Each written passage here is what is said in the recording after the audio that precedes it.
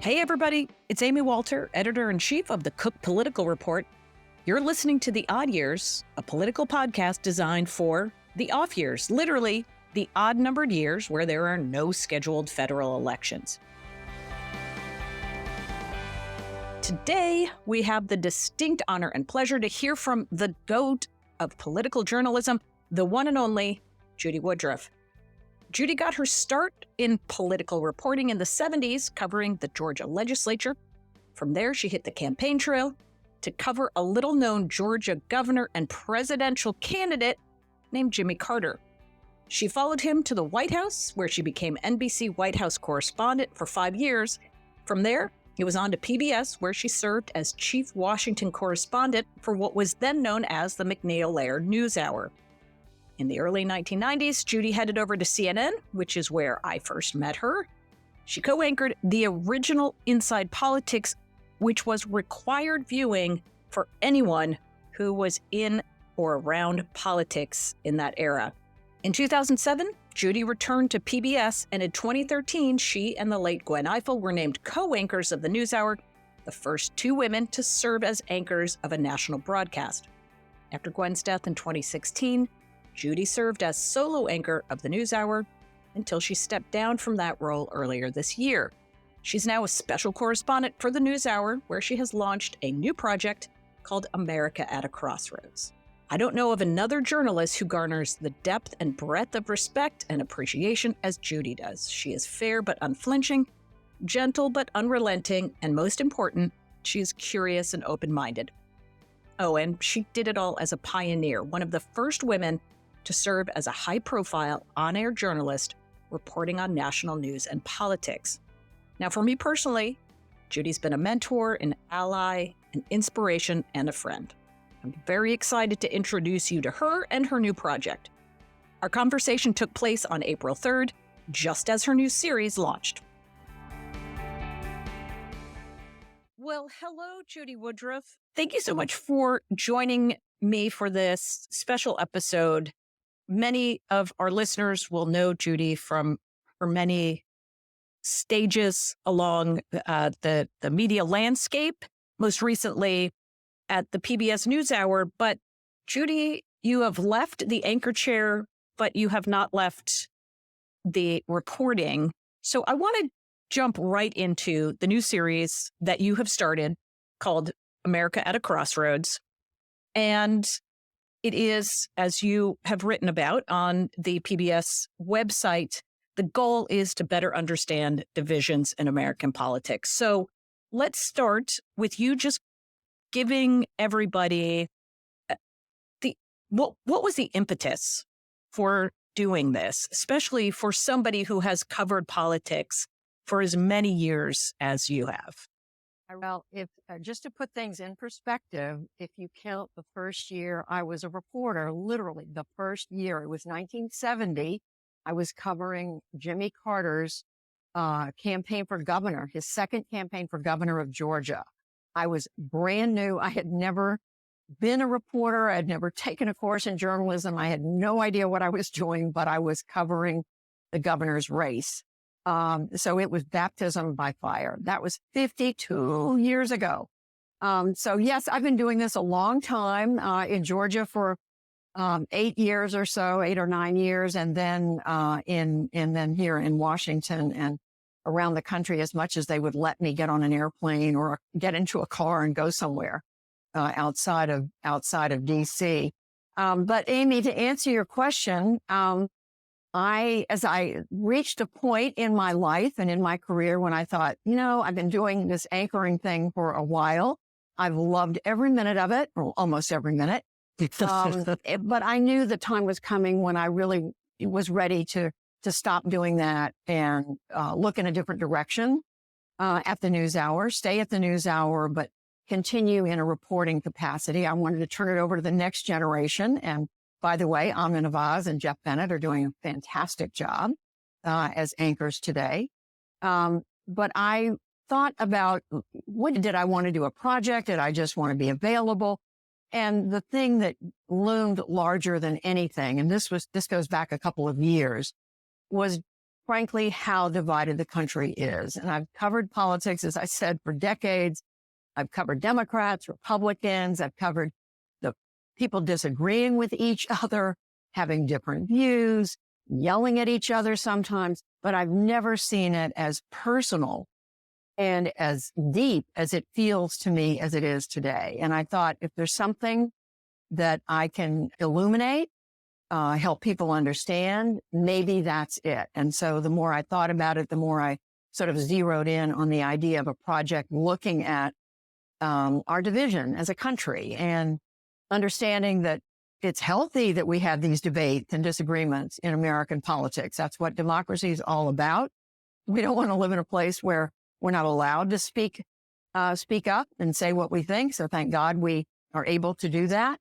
But on the other hand, when families can't get together over Thanksgiving dinner, when neighbors have stopped speaking to each other, when some people we read are moving in order to be closer to people they agree with politically, something different is happening. And I wanted to understand that better. And I decided, while I'm still able and have the energy and the enthusiasm that I do thankfully have, that I wanted to travel around the country and talk to ordinary Americans about what they think, how they think the country's doing, what do they think about how our government's doing, what do they think of our leaders, and why do they think we're so divided? And do they think it's a good thing or not? And what do they think can be done about it? I do want to look at how people are trying to address this. So we can talk about that, but that's what I wanted to do. And also, frankly, talk to some people who've written and studied it. So it turns out there are a lot of people who've already studied this whole polarization thing going back years, and trying to talk to some of them as well.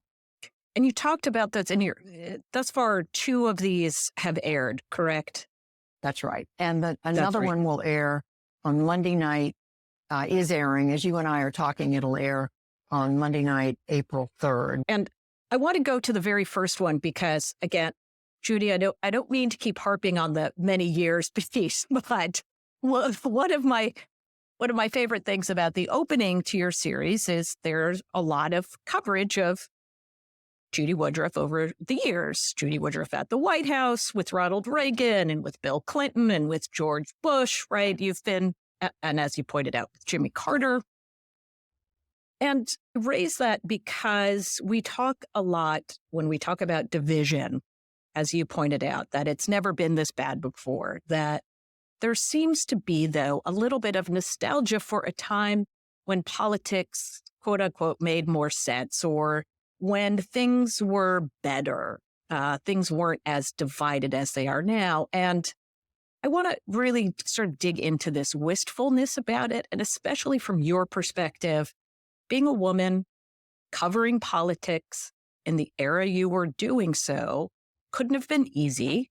And I would love to get your perspective on this sense of the good old days and what it was like to be somebody who was, let's face it, not a white guy in the field of politics. When I started out, Amy, there were very few women reporters, period, either in print or in broadcast, radio or television. There were a few, but not very many. They were the hardy souls who had ventured out there, put themselves on the line, and were working really hard, but they were very few. And when I graduated from college in 1968, I had just decided that year that I wanted to look at journalism. I had been thinking about working in politics, actually. But the second summer I worked on Capitol Hill for my congressman, I happened to be from Georgia. I'd gone to high school in Georgia, grew up as an Army brat, so I'd lived the peripatetic military brat child life. The women I met on Capitol Hill in the summer of 1967 said to me, "No, you really don't want to come right back to Washington because you'll be a gopher. You'll be the coffee girl." And I took that literally, and I thought, I don't want to do that. I want to do something that's going to make a difference. I want to contribute in some way. I want to learn. I don't want to be relegated to the coffee and what we call the robo-type machine, which is what we use to copy letters and so forth. But so I went back to Duke, and that year I talked to a couple of my professors. One of them said, "Do you ever think about covering politics?" I loved the idea, started thinking about it. Of course, it was too late for me to sign up for journalism. So I ended up interviewing for a job as an entry-level job at any of the television or news organizations in Atlanta. Then there were 3, ABC, CBS, and NBC affiliates. 2 of them didn't really give me the time of day. They met with me, but didn't say anything. The news director, however, at the ABC station, met me in the lobby. This was April of 1968. We sat there and he listened to me for a few minutes and said, okay, I'll hire you. You can be the newsroom secretary. And I was ready to start at a entry level, bottom level. I was ready to empty the trash, which it did turn out I did have to empty the trash. But he hired me to be the person who answered the phone and took dictation from him, cleaned the film because we were using film. And then as I got up to leave, he said, and I thanked him. I said, thank you, Mr. Conover. And he said, of course. He said, how could I not hire somebody with legs like yours? So this was 1968. And I would like to tell you that I had some brilliant cutting comment and just said, forget it. But of course, I was stunned and I didn't know what to say. And I sort of slunk out the door, went to work a few months later as the newsroom secretary. And then as I tried to spend time going out with the reporters and the camera crews to learn what they were doing, by then there was a new news director. And I talked to him about it one day and he said, why would you want to do that? We already have a woman reporter. So of course, what was going on in politics, and before that, I thought about majoring in math, and I was told women weren't welcome in math. The bottom line is it was the 1960s and the women's movement was coming into being, but it really hadn't taken hold. And that's the world we lived in. And you asked about women covering politics, and there were very few. I could count. I knew there was one woman, Celestine Sibley, who wrote a column for the Atlanta Journal-Constitution.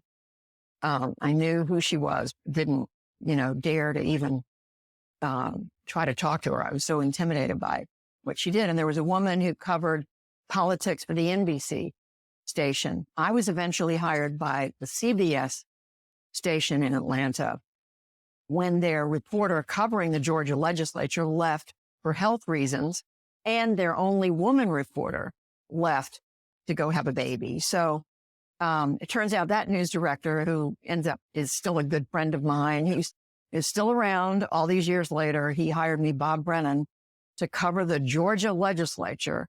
I thought I knew and wasn't something there a governor that year named Lester Jimmy Maddox? Carter, maybe? Well, Lester Maddox was governor from 1966 to 1970, was elected in 66. He was the famous segregationist who had to own the Pickwick restaurant. Just a really sorry saga in Georgia life and Georgia politics.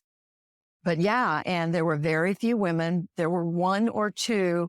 And it was the beginning, Amy, of already women being compared with one another because there were so few of us.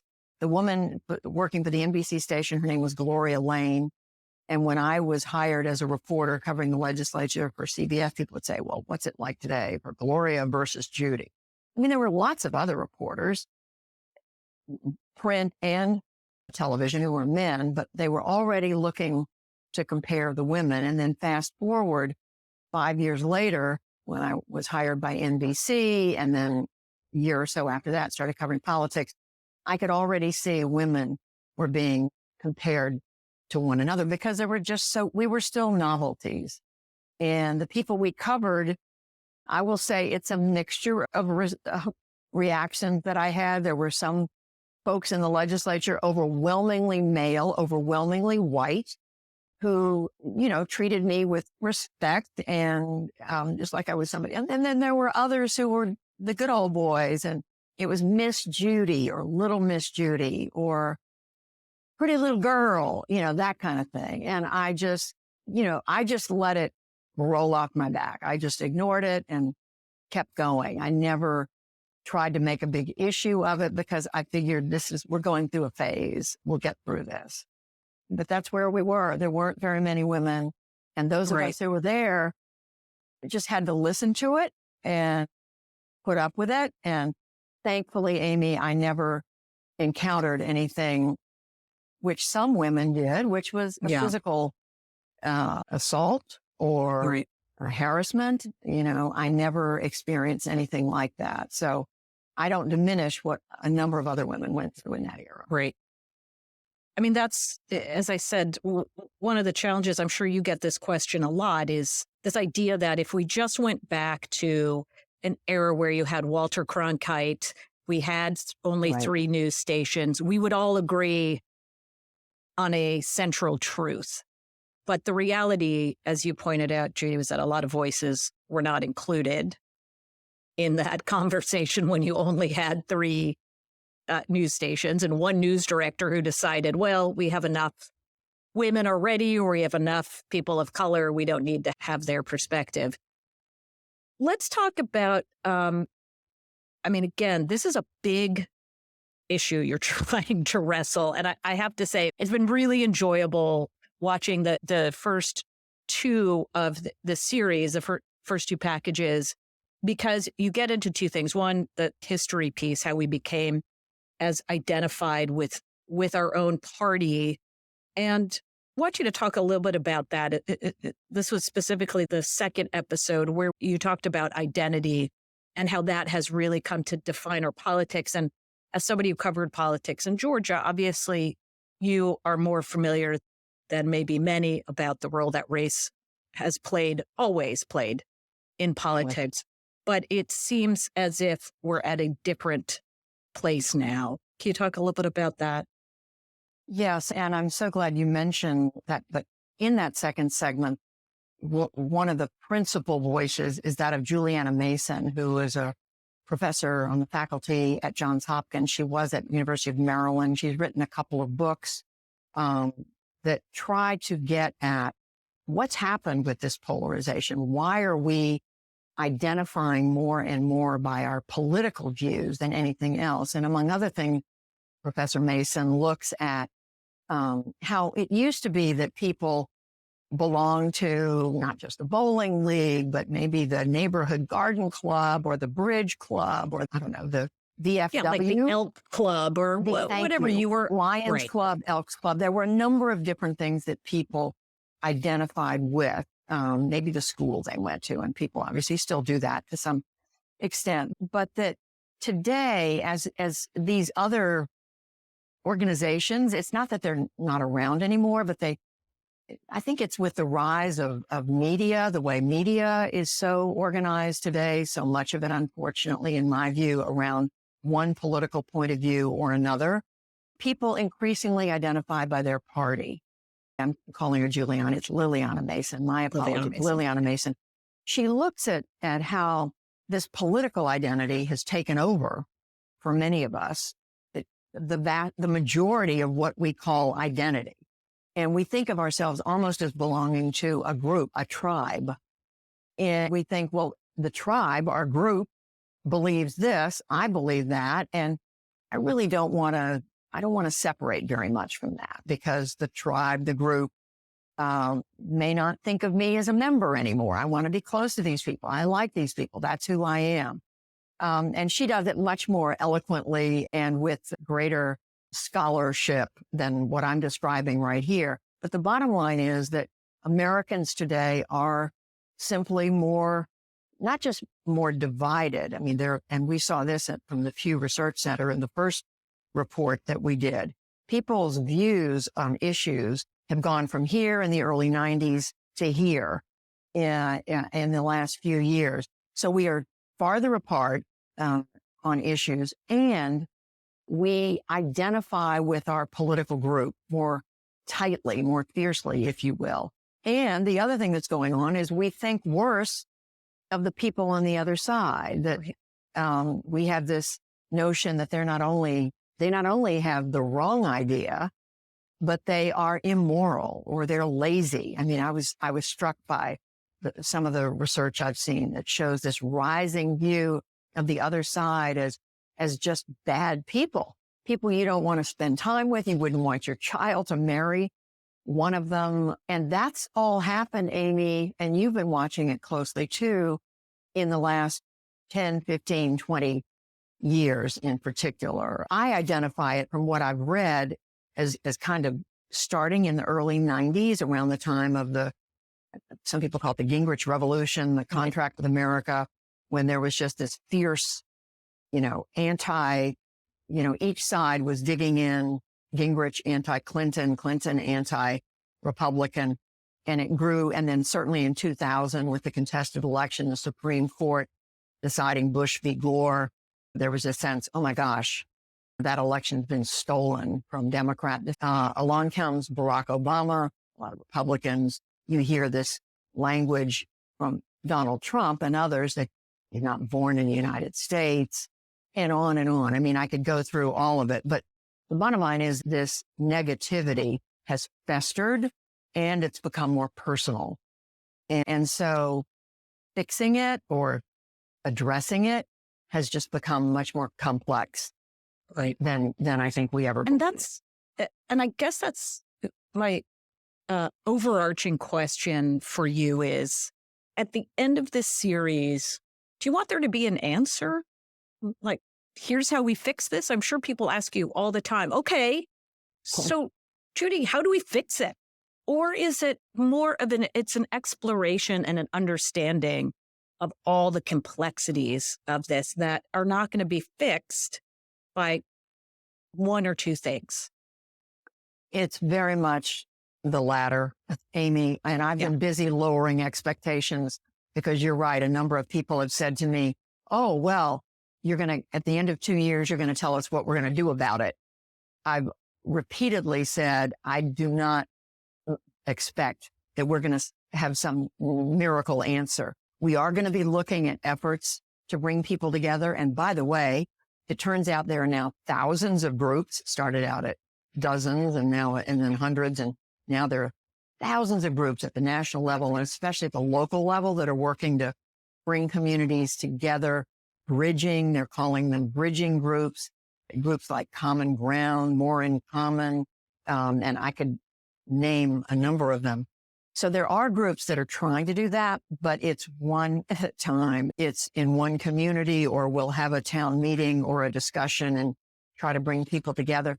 Having that translate to the level of, for example, presidential politics is a leap.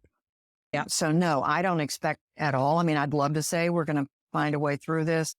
I don't expect that. But what I do hope to do is illuminate it, to shine a light on what is going on, to hear why people feel so negatively about the other side and why they hold so fiercely to their own views, so that maybe we can at least understand each other. I mean, part of what's going on is people stop listening to the other side. They just assume, oh, you're an R, you're a D, then you're an extreme liberal or you're an extreme conservative, you're a MAGA or you're a this or that, or, names are thrown around. And instead of hearing who that person is, what are some of their experiences and how did they arrive at their views? It doesn't mean we're suddenly going to all agree. That's not going to happen. And it shouldn't happen. I mean, we should, as I say, it started out saying, I mean, in a democracy, we should be allowed to have different opinion. But this idea that we can't even have a conversation with each other, problems can't, look at Washington. It's defined by gridlock right now. I mean, members of Congress can barely sit down and deal with issues from the debt limit, immigration. I mean, you just name it. The tough issues, guns, are not being addressed. And so my view is that anything we can do to shine a light and help people understand and hear each other, maybe that'll be helpful. Well, how do you do it, Judy? You've been in this business for a long time, and yet you seem optimistic. You are not cynical. Where does that come from? That is a really good question. I am innately an optimistic person. I just have to believe that things are going to turn out because I just don't choose to think about the alternative. I don't like to think about a dark future for any of us, for our country, for the world. I want to believe that humankind is going to just keep on improving. I mean, goodness, when you think about where humanity was a few thousand years ago or a few hundred years ago, we were killing each other in large numbers. Look at the wars, the people who died, across the planet. We've gotten better, in that way. We do have a United Nations. You can argue about how much difference it makes as an institution. And we're at least talking to each other when there are still wars. People are dying in Ukraine right now. There are parts of the world where people are treated terribly. We know that. There's repression. Many authoritarian countries, most countries don't have freedom of speech, freedom of the press, but poverty has improved. So speaking very, very broadly, I think the human condition is better than it was. Having said that, Right. We're now dealing with technology that is overrunning our ability to even understand what it is, with artificial intelligence, AI, with social media. We can do so many things that we never could do before. And it's putting us in places that we're not ready to be. And Right. I would say, for all the good that it's done, it's also contributed to polarization, because people can now choose where to get their information, and it can be totally different from where your neighbor down the street gets his or her information. Right. So we can have our body of beliefs built on completely separate bodies of fact. And it's not even neighbor down the street. I think in our family, if you walked around the house, every single person was watching something different on their individual devices, right? So if you can have a challenge of just, who you're surrounded by, but I could be surrounded by a lot of different people. But if I choose to cocoon myself in whether it's a TVs, well, we don't use TV screens, I guess, anymore. This generation just uses streaming, iPod or iPhone screens, but that's becoming a reality. And you touched upon this a little bit in the second episode. I assume you're going to talk about it a little bit more, but the role that media plays in exacerbating or helping to create this division. And where do we go from here? We're not going back to the Walter Cronkite days. So how do we manage all of this? I mean, to me, that is one of the 64,000 isn't very much money anymore. $64 billion question. Yeah. What do we do about the fact that we are getting our information from different places, and the fact that so much of the media today is about opinion and not about news gathering, what I call old-fashioned news reporting, which is fact gathering, trying to understand, how big is our budget deficit? How big is the debt? How long is it going to take to pay it off? What would it take? I mean, just basic information like that. I mean, I think we need to better understand what's happening in our country, again, with regard to immigration, with regard to race relations, some of these big issues that are coming before the Supreme Court. And by the way, one of the stories we're looking at, and I've just come back from Wisconsin, is looking at the role now that legislatures and governors, and look at Washington too, are in gridlock, can't agree. In the state of Wisconsin, you got a very Republican state legislature, a Democratic governor. They're often in gridlock. So it's now up to the state Supreme Court to resolve some of the biggest questions of our time for them. And so one seat on the state Supreme Court, which is what they're voting on, becomes hugely important. And you could say that's playing out in other parts of the country. It's certainly playing out in Washington. We're asking the United States Supreme Court to settle a question that some people believe should be settled by our elected representative. But to get back to your question, I wish I had a formula for what it was going to be. I know there are now so many different wonderful groups that I've been introduced to that are working on strengthening local journalism, because as we know, as local journalism has disappeared in so many communities, there are no eyes and ears keeping an eye on city council, boards of education, local business decisions, not to mention police, law enforcement. So into that vacuum rushes in social media, misinformation, disinformation, and the option for people to say, well, I heard this. And somebody says, well, I read that.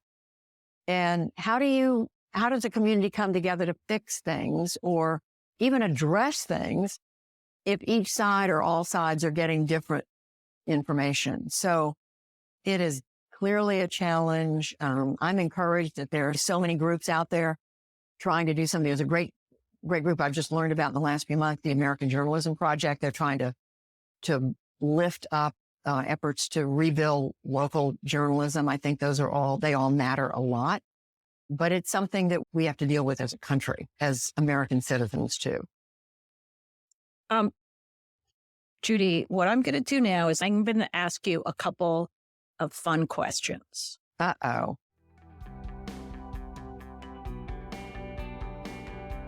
All right. So I get asked this question a lot, and I don't necessarily have an answer for it, but maybe you do. Your favorite political movie, TV show? Oh my gosh. Boy, that's tough. Or you can just be like me and say, I do it for a living. I don't watch it for fun, which is the truth that I don't. I want to watch something that I don't cover. You know, there's so many. I don't even know where to begin. I'm thinking of All the President's Men, but that was. Yeah, All the President's Men. I mean, that's a good one. It's politics. It's, but you're right. It's not about an election. Exactly. The candidate, Manchurian, right. In a dark sense, but no, it's tough to choose. So maybe All the President's Men. All right. Now, can you remember? And by the way, I've seen, may I just say, Amy, that Martha Mitchell, it turns out, played a bigger role than I realized at the time. And there's been a documentary done about her that I saw not too long ago. So they should have said All the President's Men and Women. The Martha Mitchell, did you watch the Martha Mitchell, what was it called? It was a What did they call it? What was the name of it? Netflix show? Was that right? Yes. We just watched it a few weeks ago, but I thought it was so telling. They went to extremes to try to keep her quiet. Yep. Yeah. I've heard very good things about that. Do you remember the first political figure that you met? Somebody that stands out to you? Trying to think. My family was pretty apolitical, so we didn't go to political rallies or, I remember in middle school, junior high school, talking to everybody about the 1960 presidential election. But meeting someone, I think, Amy, that was a long way, a lot later. College. So when you were actually in your job as a reporter was really the first time that you were around political figures. And was there somebody that you met that really stood out in those early days of reporting? Obviously you had Jimmy Carter, but anybody else that you were like, I can't believe I'm sitting here with this person. I know. The person who I think made an impression on me, because I had a chance to interview him, was Hubert Humphrey. He came through Atlanta. I want to say it was in 1974, maybe. It was when I was covering Georgia politics, and it might have been 73. I've got to go back, and one of these days I've got to figure out when it was, but he was every bit his reputation. You know, he was considered, what was his nickname? The Happy Warrior or something like that. He was in town I think he was meeting with local politicians.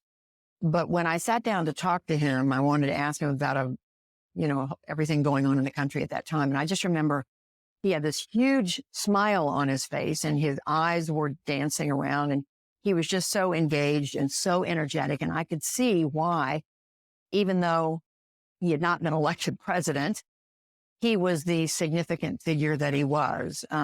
And talk about optimism. I mean, Nixon was still president. Right. And so you could, Hubert Humphrey, the Democrat, could have been all in the dumps. He wasn't. He was talking about all the things that Democrats needed to work on. And I remember that interview vividly because you're right. I was covering Georgia politics, Jimmy Carter, Lester Maddox, members of Congress from Georgia.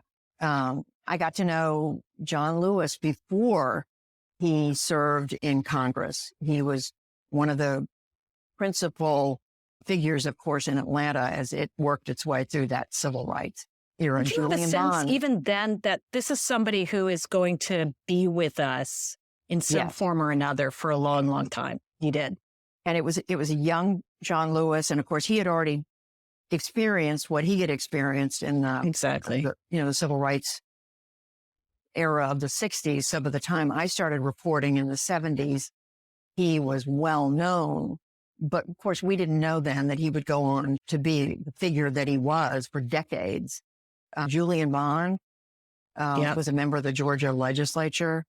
For him. So there were people who left a deep impression on me in that period, from the far segregationist end of the spectrum, Lester Maddox, all the way to the other end. But in terms of national figures, it was probably Humphrey. Probably Hubert Humphrey. Judy, going back to those first days of reporting on the legislature in Georgia to where Georgia sits now politically, how do you process all of that? And what has been, in some ways, you could say, well, it's been a long time, right? 50 years. But to the conversation we had just had about optimism and not being cynical, a lot has happened over the course of 50 years in Georgia. Could you have imagined in 1969 that there would be an African-American senator from Georgia, a Jewish senator from Georgia? A Jewish senator from Georgia. No, not at all. I mean, the numbers, first of all, weren't there. The percentage of the Black vote was smaller then. That I don't know exactly what it was in the late 60s and early 70s, but certainly smaller than it is today. And to see how the Black vote has been mobilized, has grown to be such a force in that state, is something that I didn't envision, certainly in the early 70s. And you, of course, in the interim, you had already had, LBJ, President Johnson, and signing the Civil Rights Act in the 60s, and then the movement of the South toward the Republican Party. But that was still happening when I was covering Georgia in the early 70s. And so you could see it, you could see murs of it, if you will, but you didn't have a sense then that the state was going to become overwhelmingly Republican. I mean, it's Herman Talmadge and Richard Russell, who were the United States senators then, who were very much part of the segregationist South. I mean, fascinating politics then. I wasn't privy to all this, but of course was aware of what a force Richard Russell was. That's right. He and LBJ, as we now have learned, worked together and not together, and not on a number of issues. But who knew that Georgia was going to be where it is today? That's right. With the Black senator, as you said, pointed out, a Jewish senator, with two Democrats after years of sending mainly Republicans to Washington. It's a sea change. We'll see what happens in the future. For anybody who is interested in American politics, it's been fascinating to see what's happened in the state of Georgia. Absolutely. We're all looking at these other southern states to see what kind of change may or may not be underway. South Carolina, North Carolina, Alabama, Mississippi. There's an interesting race in Mississippi this year, the governor's race. Democrat Brandon Presley, who's a relative of Elvis Presley. That's right. Cousin running for governor. We'll see. I mean, the Democrats have been written off in the southern state, but we'll see. Judy Woodruff, thank you for joining us today on this episode of The Odd Years. Be sure to follow The Odd Years on your favorite podcast platform, leave a review, and if you're a Cook Political Report subscriber, check out our exclusive bonus content at cookpolitical.com. See you next time.